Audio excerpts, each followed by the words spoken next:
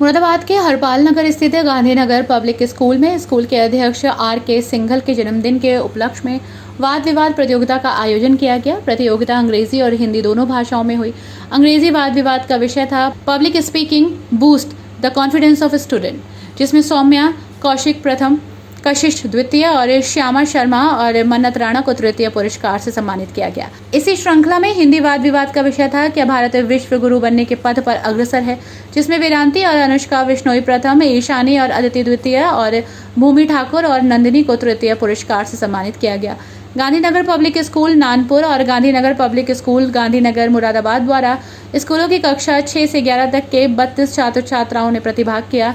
सभी विजेताओं को प्रथम, द्वितीय और तृतीय पुरस्कार से नवाजा गया और प्रशस्ति पत्र भी प्रदान किए गए। निर्णायक मंडल में अंग्रेजी विभाग में सीमा शर्मा, डॉक्टर अनुज अग्रवाल, साथ ही हिंदी विभाग में दयानंद डिग्री कॉलेज की डॉक्टर छाया रानी और डॉक्टर अनीता अग्रवाल मौजूद रहीं। विद्यालय के प्रबंधक रवि सिंघल ने कहा कि आज वाद विवाद प्रतियोगिता के दोनों विषय बहुत अच्छे से थे।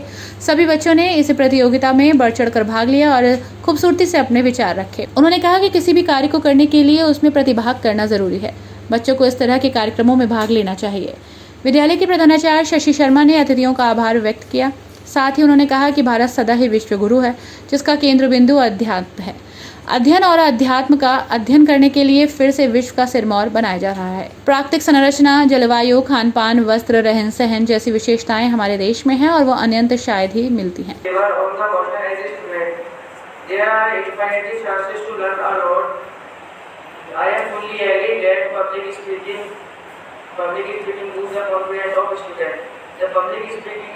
plays good role in our life.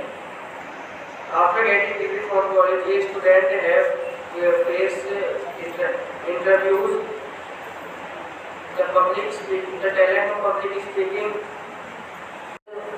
Public speaking can boost your confidence. Public speaking can boost your confidence, but public is still an anxiety, including experience if your voice, tongue and gestures or other elements is failed.